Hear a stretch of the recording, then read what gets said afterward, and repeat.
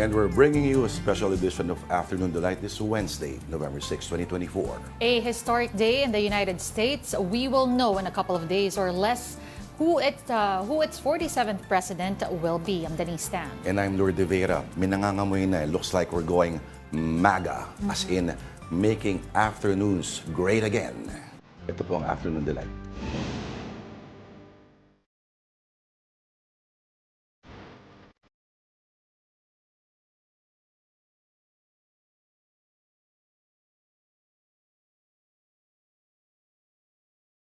Partner. Yeah.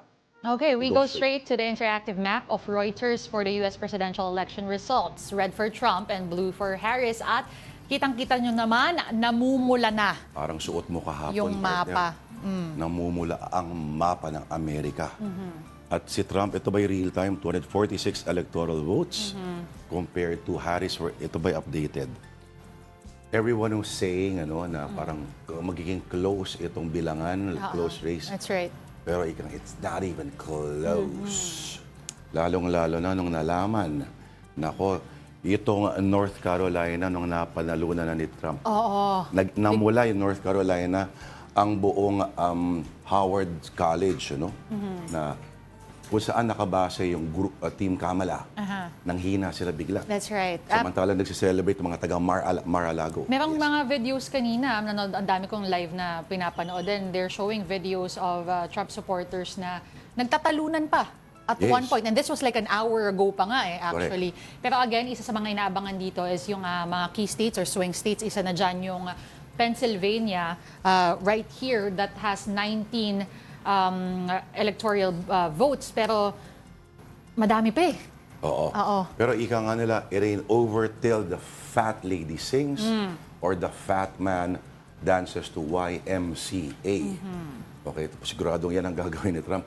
Ito pa, so yung Pennsylvania, pero ang trend raw mukhang not good for the Dems, for the Democrats. Mukhang mamumula din daw. Oo. Actually, right now may sinisilip ako dito sa Pennsylvania. This is according to the Associated Press. Medyo leading ang Republicans. Yun na. Oo. Yun din. So, crucial yan, of course, dahil isa yan sa mga inaabangan. But we will know further within the day kung saan pupunta itong election na to. Now, again, if Kamala wins, Kamala rather will win if she gets Pennsylvania, like what we mentioned, with Wisconsin, Michigan, and one congressional district in Nebraska.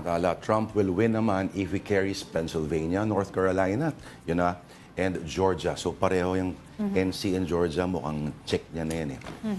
At sinasabi, whoever gets Pennsylvania's 90% chance of winning the White House. Ang hirap kasi yung last year, di ba, nakuha ng Democrats. Last elections. Check that, yeah. Last election, nakuha ni Joe Biden itong Pennsylvania. But the year before that, napanalunan to ni Trump. So, tingnan natin kung saan to mag-swing this time. And all this because of this strange thing we call the electoral college. Napaka-weird na mekanismo sa Amerika. Maraming baffled pa rin kung bakit in place pa rin ito.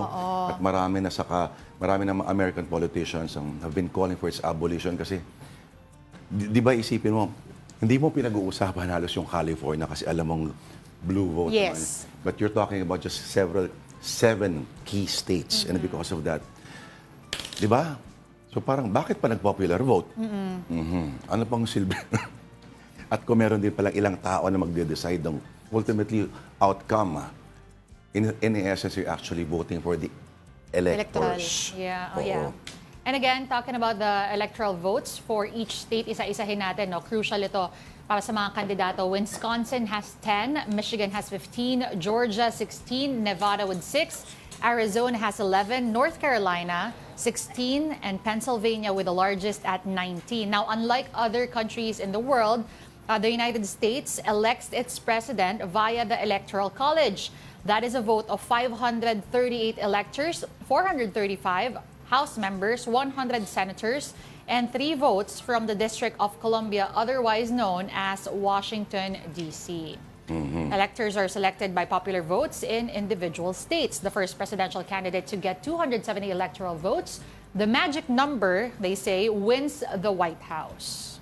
Opo. Okay, so parang nangyari nung 2016, si Hillary got the popular vote. She won the popular vote, but si Trump won via the electoral college. At sinasabi na whoever wins the U.S. presidential race of 2024, it will be historic. Kung si Kamala Harris, she becomes the first woman to serve as American president. Not to mention South Asian at Jamaican pa. If Donald Trump wins naman, nako, it's gonna be one of the biggest and the greatest second act or comeback stories in American history. The first former president to do so after this, in spite of convictions sa ilang mga kaso. Also the second president in U.S. history to win another White House term after a losing attempt at re-election. Before that, si Grover Cleveland ang nagano niyan. That's right. Pero isipin mo, no? Sabi dati ni F. Scott Fitzgerald, there are no second acts in American lives. But obviously, hindi niya pa na-meet si Donald John Trump. Okay. Bago pa natin pagpatuloy ang ating discussion about the U.S. elections again, punta naman tayo muna sa ating chosen delight of the day in honor pa rin of the United States and yung mga snacks na associated with them. Grabe, no? Talagang bago pa ma-focus na humihiwa ka na dyan. Kunyari ka pa eh. Mac and cheese. Oh, syempre, Tupperware ko nga, hinahanap Ito ko kailangan ng mga Democrats, mga liberals sa Amerika. Comfort food. Comfort food. Oo nga, lumalayo na. Itong Alam mo, ang si isang Donald subo Trump. ng baked mac ay parang isang yakap ng pagmamahal. Baked Mac with no? With Amoy mo ba yan? bacon pa, oo. Mamaya wala ng bacon to. Grabe. Huwag mo naman piliin. Oo. Bringing home the bacon. Tirahan mo naman kami. Ang tindi, no? Anong sinasabi ng tungkol sa American electorate? Isipin mo, kaso, ilan ng 30 plus crimes. Lahat ng possible racist na statements, tinawag sa kanyang partido, opening act, Puerto Rico daw ay basura at lahat kung ano-ano pa. Trump is a fascist, nainggit daw siya sa mga general si Hitler. Lahat ng possible na kung anong pwede mong sabihin to sabotage your presidential hopes, no? And yet, here we are. He grabbed America by the There, alam nyo na yon. heart. Yes, dun nga, dun talaga. Kasi lumalabas dito, ano ba, mamaya makakausap na ng ibang eksperto, no? Talagang mukhang it's the economy stupid pa rin talaga yung usapan dito, no? In spite of everything, immigration. Ang lakas-lakas ni Trump sa immigrants, my God. And as we said, former U.S. President Donald Trump is currently leading in the U.S. elections against Vice President Kamala Harris. Ano kaya ang mood sa Amerika ngayon? Tanungin natin ang wala pang tulog na senior editor natin na si Joey Francisco, reporting live from Washington, D.C. Tito Joey. Okay, kamusta ang mood dyan? Namumula-mula ang mga mapa. Okay, teka lang. Tinignan ko kasi siniguro ko yung oras. Good morning na from Washington, D.C., Lourd, and Denise. So I was supposed to leave itong sa center ng DC papunta dun sa Howard University, was like 3 to 4 stops away mula nga dito sa city, yung university na yon. Kasi nandoon nga yung tinatawag na headquarters for Vice President Kamala Harris. At ina-expect na afternoon dinner niya kanina ay magkakaroon siya ng appearance doon o kaya ay magsasalita. Pero nag-anunsyo na kanina lang na hindi na magsasalita ngayong gabi si Vice President Kamala Harris, and will just told the crowd, sinabihan yung crowd na malamang ay bukas na magpakita at magsabi o magkaroon ng speech ang Vice Presidente. So hindi na kami tumuloy doon, so nandito na kami at hinintay natin ngayon dahil anytime daw, pero hindi mag-monitor, malayo ang Florida from here, pupunta, mahirap naman puntahan pa natin yun, Lourd. So hintayin na natin kung ano yung magiging laman ng magiging pahayag ni former U.S. President Donald Trump. Sir Joey, What can we expect today and in the coming days, I guess? Because we've been talking about this in the past few weeks na dikit yung laban. But as we look at the map right now, as we see the electoral votes coming in, nasa in favor talaga of Donald Trump. Can we see this? Can we see the elections being proclaimed or him being proclaimed as a winner anytime soon? Anytime soon, ay naniniwala yung nakita ko may mga nagbalikan ng mga members ng international media dito sa likod ko dito sa hotel dito sa DC at sila ay nagbalikan na to monitor kasi mukhang patatapos ang boxing in parang ilang oras from now Kumbaga Lourd and Denise, hindi na to aabot ang weekend katulad nung nangyari nung last elections between Biden and Trump. Oo, alam mo, nung 2020 naman, Gore versus Bush, dito Joey, mga ganyang oras, ang dami pang nangyayari. Nag-concede, binawi yung concession, ang dami mga tawagan, mga abogado, etc. etc. Umabot ng 36 days. Pero Tito Joey, totoo ba na marami raw mga establishments dyan sa DC na nagre-ready na at may mga takip na raw yung mga bintana sakaling maulit yung January 6? Well, paano ba explain? Pero I mean, hindi na mangyayari yun dahil yung merong ganong scenario na binibuild ay ang kampo ni former president and possible president ulit na si Donald Trump. Yung scenario na kapag natalo ko, nadaya ko, kaya makagulo tayo. Hindi na yun parang mangyayari. Pero yung mga tungkol sa establishments, hindi ko alam kung nasa ibang lugar lang ako, baka mali ako ng nilibutan, pero wala akong masyado nakitang gano'n. Maski yung mga voting centers kahapon, transparent yung mga, sabihin, bintana siya o kaya ay glass, at hindi naman yung pinagtatakpan. Pero ito ang akin napansin. Kasi kanina, 2 beses ako nag-live from doon mismo sa vicinity o sa compound ng US Capitol. Dahil tinignan nga natin, di ba? Para magandang yun yung background mo kasi baka kung magkagulo, kamusta na ba yung lugar na yun? Napansin lang natin na yung nakabarikada na siya. Sabihin, hindi na, katulad dati, pwede ka pumunta doon. Alam mo, Lourd, din sinasabi ko yung steps doon, di ba? Yeah. Kung saan kapag may ina-inaugurate, pwede, lalalapitan yun, naakit yun, napupuntahan yun. Hindi mo na pwedeng gawin yun ngayon. Hindi ako masagot ng mga gwardiya doon kung ito lang bang week na itong ginawa or kagabi lang, pero sealed off na siya. Pero pwede ka pa rin pumunta doon sa park, doon sa merong body of water. You can still go there, natatakbuhan pa rin ng mga tao doon. Pero yung para makalakpit doon sa stairs going to the yung main building, sarado na siya at gwardyado. Oo, anong oras dyan ngayon, Tito Joey? May mga bars pa bang bukas dyan? Meron pa. Dito sa hotel ko meron. May bukas pa. Lumabas nga ako kasi maingay. Kaya dito na lang ako sa labas. Sigurado ako punong-puno yan ng mga Democrats na naglalasing ngayon. Nako. Sir Jovi, It's 1:13 a.m. 1:13 a.m. Aga pa. Sir Jovi, I just wanted to know, kasi earlier, naglabas itong si Donald Trump. He went on his social media saying, I believe he said, talk about massive cheating in Philadelphia, which we know is part of Pennsylvania, yung isang talagang inaabangan nilang lahat. Are there any more claims by the Republican Party that would be comparable to that? May mga ganun silang, from the Democrat side ba? Sorry, hindi ko na nag-get yung huling part. Meron pa po bang similar claims? Yung sa side nila, sa side ng yung Trump headquarters, suddenly, wala sila mga claims. Masyado ngayong gabi tayo narinig tungkol dyan. At kung doon naman sa Democrats naman, doon sa kampo ng Harris headquarters, ang description ng local media na minomonitor natin kanina pa ay may silence, pero may hope. Pero parang noong mga bandang 12:00, silence. Hanggang sa mag-anunsyo na tomorrow na lang magsasalita. Oo. Anong oras nagsarado yung polls dyan, Tito Jovi? Dito ay 9 o'clock, Lourd, nagsara.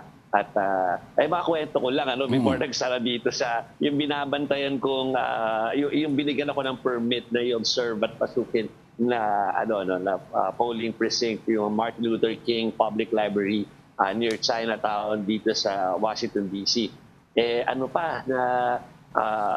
Napa-evacuate pa kami. Sabihin, pinalabas pa kaming lahat dahil nagkaroon ng bomb scare or nag-threat na meron daw bomba. So, labasan. Siguro mga 15 minutes na antala yung pagboto ng mga Amerikano. Pero bumalik din naman agad after nung scare na yon. Pero yun nga lang, kasama pa, maraming ganyan na hindi credible yung threat. Pero sineryoso, kaya yun yung SOP daw. So yung ibang state, naranasan din yun. Yung ibang state naman, mas matagal yung pagkaantala. At least dito sa DC, parang mga 15 minutes lang yung naranasan na pagkaantala. At alam natin, pagdating sa mga balota, iba-ibang states, iba-ibang itsura ng mga balota din, Pero, Joey, going back to... Iba-iba. At saka yung dami nung what do you call it, ng pages, like alam ko na sa Los Angeles, up to 6 pages kasi nga may mga proposition pa na kailangan nila. Yes, oo. Okay. At least wala yung mga ay abante, two-rider bisikleta, mga ganyan. Anyway, tanong mo. Hindi. Wala. Hindi. At saka, may isa pa, sorry, Denise, alam ko may point ka, pero sabihin ko lang din, tinatanong ako ng ibang anchors natin kanina para ano yung kaibahan. Almost the same yung pagboto, kasi yung mga machinery natin halos pareho naman. Ang kaibahan lang, siyempre wala yung indelible, walang magiging asul yung daliri mo or yung kuko mo. Sila sticker yung nilalagay na you're done voting. Yeah. May mga advance votings kasi sila. At yun nga. Yes. Si Trump pa yung unang kumukontra noon na yung early voting, feeling niya magkakaroon ng dayaan. Pero siya yung nakikinabang ngayon. That's sa early right. voting. Sa nakikinabang ngayon. That's true. That's true. Sorry, Denise. Go ahead. Magtanong ka na. Hindi, sir. Nakwento ko lang ito ko sa speaker at wala rin maduming kamay. Yeah. Hindi, sir. Kanina yung nabanggit niyo lang about the bombing scare. I believe that was being linked to Russia. Daw To Russia and the emails being made, though. Yeah. Nakakatakot na prank call, Lourd and Denise. Pero parang ganun nga, parang yun yung sinasabi ng mga ilang... Comelec ako ng Comelec, pero parang basta may election officers nila sa sariling mga iba-ibang state ay yan din ang mga deklarasyon na parang nanggagaling daw or linked sa parang Russian movement, yung mga pangtatako o pananakot na yan. Hindi na kailangan mag-bomb scare ng Russia. Mananalo na si Trump Diba? Ay, kaya nga. Nako, abangan natin. So tomorrow, Lourd and Denise, may mga hindi pa verified pero I think magaganap yun kasi nakita ko yung ibang mga kabataan na pumunta doon sa Howard University. Naglalakad na sila papunta sa mga kung saan sila nakatira dito sa area. Grupo-grupo sila. Pero may mga pasabi na tomorrow ay parang siguro para kalamayin ng mga sarili magkakaroon din ng mga activities. And we'll give you updates on that kung ano yung pagpapatuloy ng reaction dito. Lalo na pag talagang i-call na ng local and international media yung resulta ng halalan dito sa Amerika. Nako, talagang unexpected dito, Joey. Parang masaya sila sa likod ko, ha? Masaya sila sa likod ko. Mga Russians yun, sumasat ng vodka yung mga yan. Tovarish! Anyway, marami pa sana akong tanong, Tito Joey, pero alam ko kailangan pong bumalik. Bukas ba yung Green Lantern? Anyway. Saan yan? Oo. Okay. Anyway, maraming salamat sa iyo, Tito Joey Francisco. Nagulat live mula sa Washington, D.C. Thank you, Tito Joey. At this point, let's see what's happening across America. Dumpster fire? Nako. This is a live stream. Pakita natin the live stream of the Associated Press on YouTube. We can see the electoral map, headquarters of Donald Trump and Kamala Harris, and live pictures from different states as they count the votes. We also notice the number on AP's electoral map is different from Reuters. Makikita natin dyan, Donald Trump already has 247. Si Kamala Harris has 214 at the moment. And leading pa rin si Donald Trump dun sa isang mga swing states, Pennsylvania, with 90% of its votes already being counted. Nako. So mukhang So yung close na sinasabi nila na bilangan, mukhang bomba labs yan. oo. Actually, kung sisilipin natin dito, isa sa mga yung mga inaabangan swing states, Wisconsin that has 10 electoral votes, leading na rin itong si Donald Trump, as well as Michigan that has 15 electoral votes. Yung Pennsylvania nga, 19 yung pinakamalaki, no? Leading pa rin po dyan si Donald Trump. North Carolina, as we know, already went to Trump's side. Ano pa ba yung mga inaabangan natin? Arizona. Tsaka Nevada. Oo, yung Arizona po and Nevada. Minnesota, hindi pa nag-ano. Pero ito, mukhang magbublue itong Minnesota. Yung Minnesota, silipin natin, Lourd. Of course, nag-galing si Tim Walz. Sa Minnesota, leading itong si Donald Trump. Minnesota? Check that. That's Michigan that I went to. Michigan. Oo. Yan, Minnesota, crucial yan, leading itong sila Kamala. Oo. With, teka, how many percent na ba? With, mababa pa hindi pa na kukuha lahat ng votes eh. Tandaan po natin mga kapatid, kung sa inyo, ba't parang napakalaki po ng Estados Unidos. Pag kinuha mo yung mapa ng Pilipinas at nilagay mo dito, isipin mo, dalawa yung kanyang time zones. Ganyan sa kalaki. No? Minnesota, 75% pa lang ang nabibilang. Oo, but again... Pero mukhang magbo-blue talaga yan. Expected na ba? Pero ito, pag Michigan, Pennsylvania, tapos ang boxing, pag nakuha pa yan, ano? Oo, malaki yung bilang dun sa dalawang yan. Ano? Oo, alam mo, interesting ito. Dahil pag si Trump ang presidente, Tita Denise, walang boring moment para sa media sa Amerika at sa buong mundo. Okay, so to continue, the U.S. Embassy is keeping an eye on the results of the U.S. presidential elections. And Mobile Journal Merimon Reyes is reporting to us live from the U.S. Embassy. Merimon, may watch party din ba dyan? At blue ba sila o pula? Nako, Lourd and Denise, dito tayo ngayon sa Fairmont Hotel Makati kung saan ginawa nga. At natapos nga lang kaninang noon itong watch party for the U.S. presidential elections. Inorganize ito ng U.S. Embassy to the Philippines. And so far, kaninang umaga hanggang tanghali, napuno yung pinaka-grand ballroom ng mga bisita, be it diplomats, political enthusiasts, even mga students, para nga matutukan yung votes turnout sa presidential election. Since mainit at yung tapatan talaga ni US Vice President Kamala Harris ng Democrats at President re-election is hopeful Donald Trump ng Republicans. As of sa pagmamonitor nga natin kanina, tama lamang si Trump sa Electoral College votes with 247, samantala naman si Harris ay mayroong 214 from the states na so far tapos nang bilangin yung kanilang boto ayon sa international news agencies. And sa kabuuan nga, 538 electoral votes ang paglalabanan ng dalawang kandidato, kumbaga dalawang major candidates natin, and mukhang may isa nang lumalapit doon sa 270 mark, which shows na siya na yung magwawagi at mamamahala. Bukod dito, sa real-time monitoring natin kanina, meron ding mga education booths sa paligid nitong ballroom para sa mga bisita na maaring matutunan pa kung paano nag-work ba yung voting rights ng Amerika, election system, party system. Kasi iba nga ito kumpara sa atin dito sa Pilipinas na madaling tignan by popular vote kung sino ang mamamahala.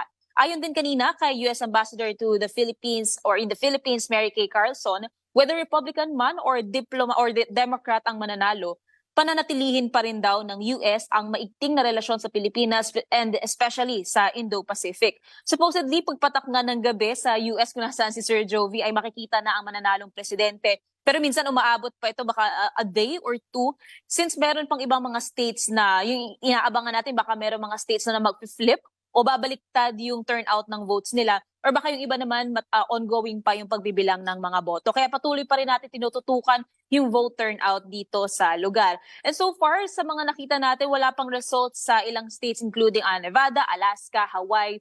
And yung states kung saan si Donald Trump ay nagli-lead, Pennsylvania, ang North Carolina, nakuha niya na. Ang Georgia, Michigan, Wisconsin, Arizona, Alaska, leading dito itong si Donald Trump. While in Minnesota, Maine, New Hampshire, si Harris naman ang nagli-lead. Nakuha na kanina, medyo naging celebratory moment kasi malaki ang electoral votes ng California, nakuha ito ni Kamala Harris. Balik sa inyo. Mabilis lang, Marymon. Ano pinapanood na channel nila dyan? Fox News ba o MSNBC o CNN? Halo-halo, Lord. Iba-ibang mga, merong Bloomberg, merong CNN, halo-halong international news agencies, and maraming screens sa loob. Actually, nasa labas na ako kasi tapos na ang watch party kaninang noon. Pero maraming LED screens, pinapakita dito yung iba't ibang mga international news agencies. So, meron tayong nakikita na trajectory from one screen, and then yung polls on the other, and statistics on another. And throughout the day, tuloy-tuloy din yung mga discourses na nandito kanina, mga estudyante, mga political enthusiasts. And nagkaroon din ng conversation when it comes to the difference and potentially the similarities pagdating sa political and election climate sa US and in the Philippines. Balik sa inyo. Anyway, Marymon Reyes, alam ko masarap ang buffet dyan sa Fairmont. Pero sana may nagbudmud sila ng mga visa, no? Anyway, maraming salamat ang ating mobile journal, Marymon Reyes. Alright, this is a special edition of Afternoon Delight, the presidential election results. At wag po kayong bibitiw at mukhang malapit-lapit na natin malaman ang susunod na Pangulo ng Estados Unidos. We'll be back after a short break. Please stay tuned.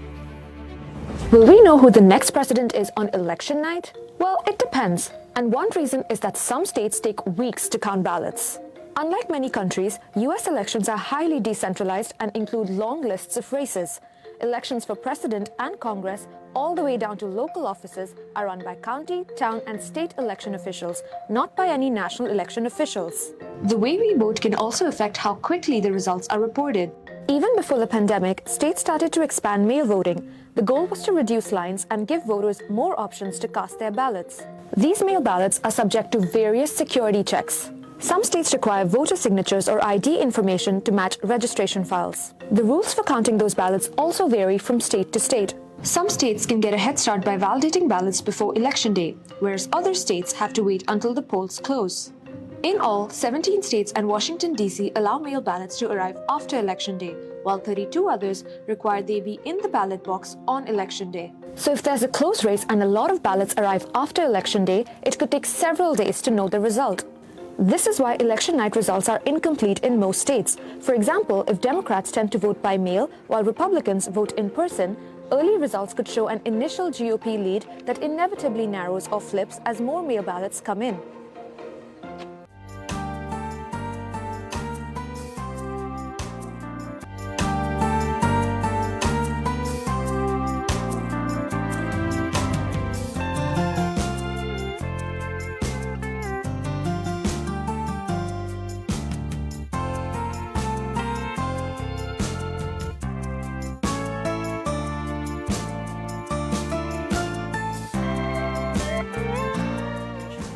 Nagbabalik po ang Afternoon Delight dito po sa One News. Special edition ni US Presidential Election Results. Ako po si Lourd de Veyra. At ako naman po si Denise.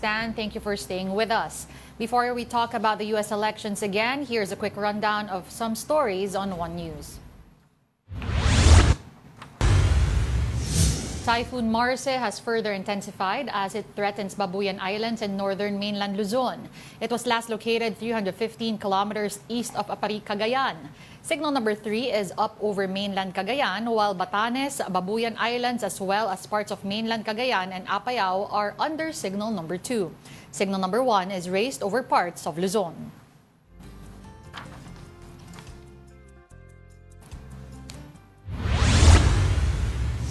The Office of the Vice President confirms Undersecretary Zuleika Lopez's personal overseas trip from November 4 to 16.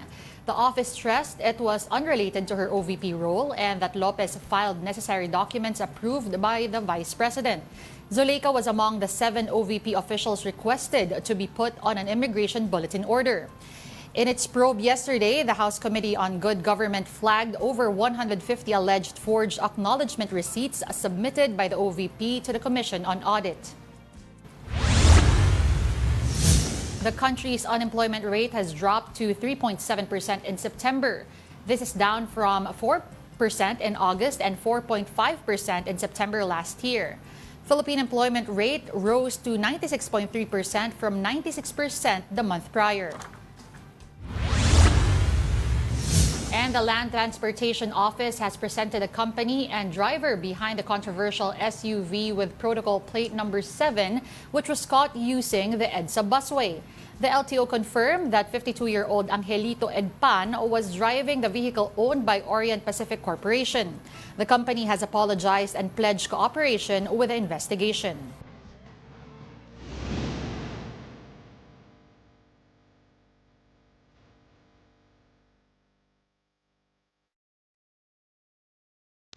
Let's now talk to Filipino Young Professional Secretary and Democrat Gabriel Young. Gabe, welcome back to Afternoon Delight.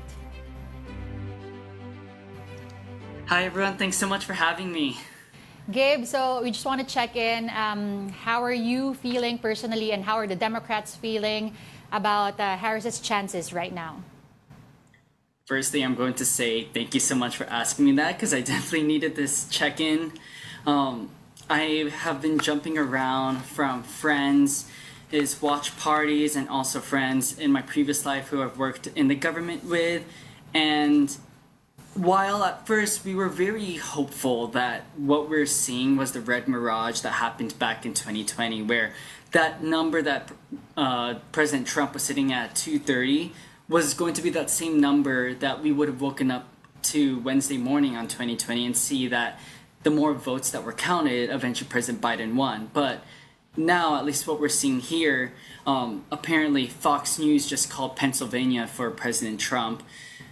A lot of friends in the Democratic Party, I live here out in Berkeley, California, which is known to be one of the most liberal cities, one of the most Democrat cities in the United States. And there's a lot of solemnness going on right now, a lot of graveness, and kind of how we're feeling back when it was 2016 when Hillary Clinton lost, the sort of confusion of how did we get here again, and what does this mean for the next 4 years, especially that we knew the gravity of the situation, yet what we're witnessing is a huge blow to what we saw as the integrity of our democracy.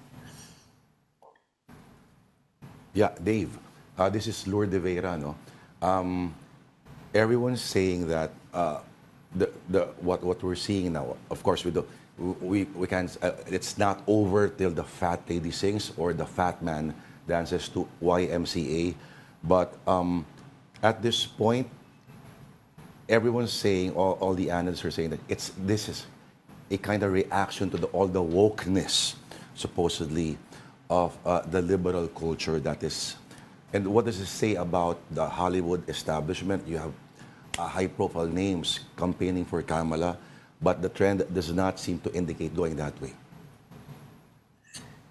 Definitely, I know what you're talking about in the sense of this wokeness and this over-liberalization, especially in the past 4 years, where President Biden really campaigned on not going back and trying to fix everything that Trump did, with a lot of celebrities eventually agreeing, seeing how they were benefiting from the large economic growth that we saw under President Biden. And I say that economic growth very empirically and factually, as many economists have reported out how the United States economy has grown and inflation has shrunk to 2%. But what we're seeing in terms of this liberalization and this wokeness is that there were a lot of things that the Democratic Party has failed. And even me as a Democrat, I will admit, the Democratic Party has failed me as a Gen Zer too. The Democratic Party tends to tokenize us Gen Z youth and say that the youth will get out the vote, the youth are the future, and all the memes will really cultivate that culture that Trump will lose, when in reality, the Democratic Party failed to acknowledge the realities of our situation. The reality is that the war on Gaza was really hurting people.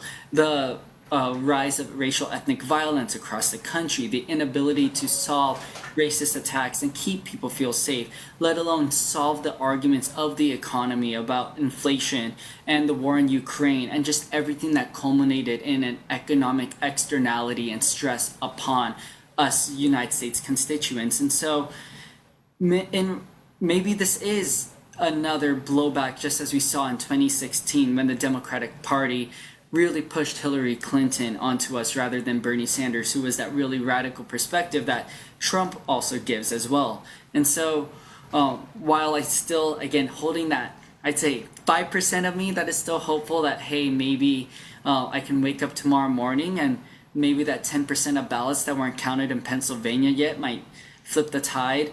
I am now starting to work on processing about the failures of what just happened the past few years and what that means for us as political operatives moving forward. Gabe, correct me if I'm wrong, but I believe there are around roughly 1.7 million Filipinos in California. You threw this question out there just a while ago. What are the main concerns of the Filipino community? What do they want addressed? And what does the trend mean in the current elections? What does that mean for the next 4 years? Absolutely. So AAPI data, standing for Asian American Pacific Islander Data, and Asian Pacific Islander American Vote, APIA Vote, recently released a survey in September surveying the Filipino American community on their interest and if they voted in September, who would they vote for?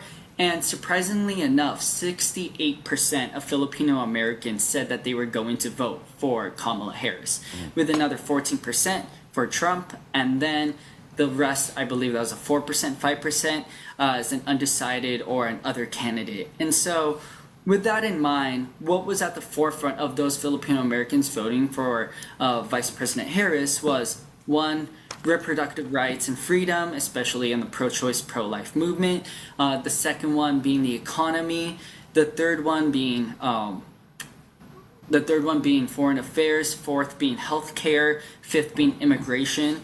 And all of these issues, all stemming from the fact that PhilAms are predominantly in all of those sectors, tended to, while again in this survey, while it was 68% for Vice President Harris, a lot of PhilAms still tended to side with President Trump. And I will also put it out there that even my own uncle and my own family is one of the leaders of the PhilAms for Trump fans. And so while it has made an upcoming Thanksgiving dinner very awkward, it really has shown us the reality of the situation that while me as a Gen Zer, I may be for Vice President Harris because my issues being reproductive rights or my own community, especially all my friends, and then also transgender rights, but then also the economy where I felt I was benefiting. I can go to Tesla and buy a Tesla and get $7,500 back in a tax rebate because of the Biden-Harris administration. But knowing and going forwards, I can't really put that same faith into the upcoming administration, whereas my uncle out there really believes that he, despite not hitting that tax bracket, that the tax cuts that Trump is proposing, he believes he's going to benefit. And so really, it's those 5 issues. Again, economy, immigration, foreign affairs, healthcare, and reproductive rights are just everything that is on the table for PhilAm. Yeah. One of the surprises, Dave, you mentioned reproductive rights, and one of the surprises that everyone thought that abortion was going to be a big talking point, a big issue. It turns out the numbers don't speak that way, no? But Dave, it's going to be an interesting Noche Buena table this December. I really think. So what's the next? I just want to press you on that thing you mentioned earlier about the Please do. Tokenization of you as American Filipino. How does that exactly work? I mean, can you give us certain specifics? Absolutely. So for viewers who are also wondering about what tokenization is, it is this term that's been coined from academic diversity, equity, and inclusion spaces, talking about how institutions, whether that be the government, whether that be schools, whether that be companies, really highlight their quote-unquote diversity by pushing their racial ethnic minorities to the forefront or even doing hiring practices based on that. And for the record, I'm not talking about affirmative action, which is an entirely separate issue, but more so, let's say if someone wanted to apply to, for me, I go to UC Berkeley for my master's. If someone wanted to apply to UC Berkeley, tokenization in this case would be UC Berkeley putting me on the brochure and saying, look, Asian Americans can thrive here. And so I essentially become the token and, if you will, the model minority. And what has been seen, though, is this tokenization and this model minority status and myth is actually really false. It's a myth, as I was alluding to, because when we break down the data, for example, we recognize that East Asian Americans, and I'm not throwing my other Asian American brothers and sisters on the bus. For the record, I'm Chinoy, so I also count as Chinese, but like Chinese Americans, Japanese Americans, Korean Americans, they all tend to do well because of this model minority myth and the investments in said community or their immigration status. We take a look at Cupertino, for example, and Apple. Most of them are Chinese American wealthy families, and they can send their kids to good schools. But when we look at Filipino Americans, let's take a look at Cerritos, California. They don't have that same income investment into the property taxes that lead to good schools, and therefore those students end up not going to the great schools, and that doesn't continue that cycle of generational wealth accumulation. And so overall, where I'm getting at is that the Democratic Party tends to tokenize those voices, whether that be racial minorities or even the youth like myself, and really just push that at the forefront of the messaging and showing that this is the future, when what we're seeing tonight, it might not actually be. However, I will say as well, there is power though in, I'm not going to say us tokens, but more so us minorities and us youth actually giving rise and voice. And there's a study by Pew Research saying that by 2040, the United States isn't going to be a white majority anymore, but people of color are going to make that majority. However, what we see is in the next 16 years, with 4 of it being a part of this 16, a lot of that progress to reach those conditions of equity and equality to make sure that tokenization doesn't exist anymore in 2040 might be very much hindered because of the divisive and exclusionary policies that might come with another Trump administration. So I know I answered your question in tenfold, but there's so much at stake now that we have to prepare ourselves for an incoming Trump administration. Gabe, we've been talking about Pennsylvania and how crucial that state would be, it being one of the swing states and one of the biggest electoral votes.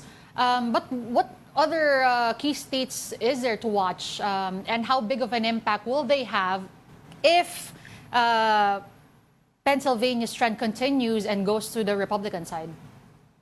So here is the very dreary reality that I'm about to express, is that in the current situation, former President Trump has won Georgia and he's won North Carolina. And by winning Georgia, North Carolina being 16 electoral votes, Georgia being, give me one sec, let's see, my computer decides. 16 as well, yeah. Let's say another 16. So that's 32 already there. And as I mentioned earlier, in terms of the 230 number that before Georgia and North Carolina was called, that would have put him at 262. And then plus with another swing state maybe, that would have put him over that 270 mark. And so if Pennsylvania has gone, again, red, that'd be that 32 plus 19 being 51 and putting President Trump at 281. And so the sad reality of the situation is if Pennsylvania has gone red, then unfortunately Vice President Harris has lost. And there is no such state that she can win now that can allow her to come back if Pennsylvania goes to President Trump. So even if in Nevada it goes blue and Arizona goes blue, Wisconsin, Michigan, they go blue, all those votes still will not amount to that 51 that President Trump has accumulated from those 3 key swing states. Yeah. And so, again, it's more of a time of accepting the reality, but again, I am 5% naively hopeful that maybe a miracle will happen overnight. And I'm not saying I'm pushing the narrative of maybe votes will come out overnight, like conservatives say, but just the hope that every vote will be counted and that our integrable election process will come to fruition. Dave, you deserve a very, very big drink. And I just want to ask. Unfortunately, I don't really drink much, but Oh, man. I'd be happy to have a good halo-halo or sagot kalaman with you sometime. It's not too late to start learning. But I just want to ask about, let's say, the uncles. What is their issue against Kamala Harris? Is it an issue of gender? Is it an issue of, I mean, have the uncles imbibed that sense of, she is not of our, let's say, race, not of our tribe, not of our, group. Is there an othering that happens? Yes, absolutely. And however, I will not just pinpoint it on the titos and lolos out there and manongs, because I also do believe there is our conservative sect of titas and lolas out there who are voting conservative and voting for President Trump. And the reason behind that all, and I primarily go to social media for it, I look at my uncle's post still, and also to the Asian Journal Phil Am targeted op-ed that Vice President Harris put out. And even though Trump didn't put one out, Vice President Harris got a lot of bashing on that op-ed from the community, primarily because of one common crucial factor, which is Catholicism and religion. I see. And so a lot of people have really pushed out that, just as we saw at Madison Square Garden, that Tucker Carlson and the other conservative personalities said that they have framed Kamala Harris as the Antichrist, primarily for the single issues of supporting LGBTQIA plus rights, particularly for gay marriage, or even supporting pro-choice movements, which people immediately assume that if you're pro-choice, you mean you're pro-abortion, which, again, that's false logic that goes down that line. And then also that she is not Catholic herself, or she supports drugs, or she supports a lot of law, or a lot of crime and rampancy, when in reality, that's not true whatsoever. And we see our community being very divided on Facebook forums, on Instagram comments, showing that, again, for people who want to pursue that knowledge of caring for one another as the golden rule that Catholicism puts out there for us, that Kamala Harris's policies allow for that opportunity economy, allow for the care for the other person, and allow our community to even be seen. However, it is still that dominant factor of Catholicism being ingrained into Filipino psychology, and eventually when people immigrate, Filipino American psychology and sociology, that being Catholic then gets associated with Filipino identities. And so it's very hard for titos and titas who are first-gen immigrants to really break apart from that. Yeah. However, one thing that I'd also like to introduce as I cap this off is the second gens like myself and the youth, that a lot of us, after exposure to different philosophical topics, the critical thinking education system here in the United States, that we ourselves tend to sometimes distance ourselves from Catholicism and reshape our identity to be more American, and therefore the Filipino American identity comes from. And so what we see is that intergenerational gap of titos and titas tending to vote more conservative, but us youth tending to vote more liberal because of our separation of religion with our own identity. Yeah, Dave, before we say goodbye, as you wake up to that new orange dawn, you deserve a big drink again. And a halo-halo. Thank you. Maybe one day you and I can share it. But thank you so much for having me. And I wish you all a very good luck to the next 4 years under this big orange dawn as well. All right. Thank you once again. That was Filipino Young Professional Secretary and Democrat Gabriel Young. Okay, you're still watching Afternoon Delight on One News. Time for another breather, but we'll be right back.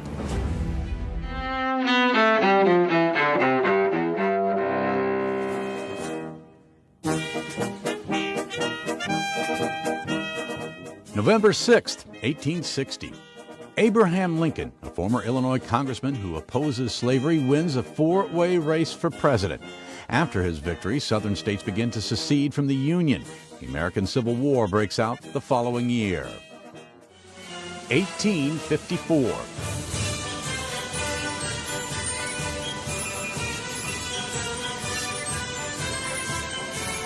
John Philip Sousa, the king of American march music, is born in Washington, D.C. 1893. Composer Peter Ilyich Tchaikovsky dies in St. Petersburg, Russia. He was 53 years old. And 1931. Movie and stage director Mike Nichols is born in Berlin.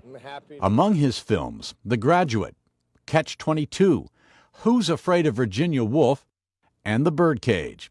Among his Broadway shows, The Odd Couple, and Monty Python's Spamalot. Today in History, November 6th. Tim McGuire, The Associated Press.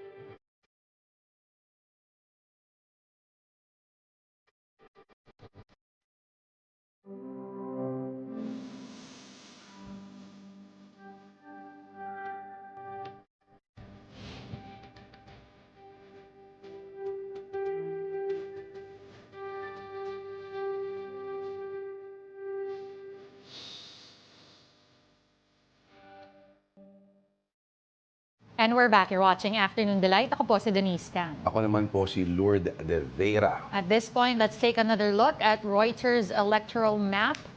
You see it there. Parang halos hindi pa rin nagbabago. Alam mo, subukan ko nga I-refresh. I-reload ko nga. But we do know for a fact, ito pong areas na to, like Pennsylvania, Michigan, Wala na yan. Wisconsin, lahat po yan leaning towards the side of the Republicans. Sila po ang lamang dyan. And we have just Minnesota. Ito, wala pa, hindi pa umiilaw. Wala Yung pa. Minnesota is for the Democrats. Yan lang yung asul sa parting ito. Yung mga blankong yan na hindi pa natin nakikita. Oh, so medyo may mga sabit. Yung isa naman, yung isang professor, si Alan Lichtman, na sinasabi na Nostradamus of US polling, predicted this one going to Kamala. Malabo. Yung mga dito, yung mga Democrats na naglalasing na yan sila ngayon. Oo. Pero dito naman nagse-celebrate sila, nagpapasabog sila ng mga shotguns sila. Tsaka AR-50. Oo. Tapos tumutugtog ng mga banjo. Anyway. Oo. But again, regardless, no, kung saan pumunta yung when we spoke, if you just tuned in, we spoke to Gabriel Young at maganda yung explanation niya, Lord, na regardless kung saan pumunta, yung swing states na inaabangan natin, Minnesota, Wisconsin, Michigan, and Philadelphia, hindi na eh. It wouldn't add up because North Carolina already went to the side of Donald Trump as well as Georgia. Medyo matatapos na yung boxing. Ano? At walang nag-predict. Alam natin close, pero sinasabing ang prediction magiging close and everyone was expecting a repeat of 2020. The year 2000. Bush versus Gore na talaga nagkapit-pitan, umakyat pa hanggang korte. Pero dito ngayon mukhang smooth daw kasi yung naging eleksyon eh. At magkakaroon lang ng gulo pag natalo si Trump. Ito mukhang walang gulo dahil may mga nagse-celebrate. Actually, ito, silipin natin what's happening from the live stream of the Associated Press. Actually, kanina, like what I mentioned on top of the coverage, the supporters and the team of Donald Trump already, may mga tumatalon-talon pa, already jumping and celebrating. Si Elon Musk yun, tumatalon-talon. Tumatalon-talon. Yung mga ilang pulgada lang na talon niya. Of course, si Elon Musk ang isa sa mga biggest supporters ni Donald Trump. At ang Washington Post na pag-ari ni Jeff Bezos, hindi naglabas ng endorsement. Commonly, nag-endorse sila ng kandidato pero wala naman daw talaga epekto yung mga endorsement ng mga Washington Post, New York Times. I mean, we saw a lot of big celebrities endorsing Kamala Harris, but so far, right now, 248 electoral votes for Donald Trump as opposed to 214 for Kamala Harris. Tapos again, those swing states na inaabangan ng Democrats leaning towards the side pa of the Republicans. Alam mo, itong recent mga phenomenon na ganito, interesting to eh. Ganyan sa Pilipinas din eh. You had celebrities going for Leni Robredo, no? Ang dami, actually. Iba. Oo. Pero pagdating sa endorsement sa ibang sa mga produkto, etc., these are the people you hire, people you pay to endorse something. Pero pagdating mo sa usapin ng politika, hindi sila maniniwala sa kanila. Interesting lang ito. And it's gonna be an interesting next few days. For everyone who's tuned in, again, One News will be bringing you U.S. presidential election results in the next hour, so stay tuned. For now, we say thank you for keeping us company this Wednesday. I'm Denise Tan. Okay, this is your rolling coverage, kaya tutok lang kayo mga kapatid. Maya-maya Storycon comes to you live with Ed Lingao, Ronald Llamas, and Amy Pamintuan. Ako po si Lourd de Veyra, magbabalik po ang Afternoon Delight. 2:00 in punto bukas. Until then, we're making the afternoon great again. Have a delightful afternoon.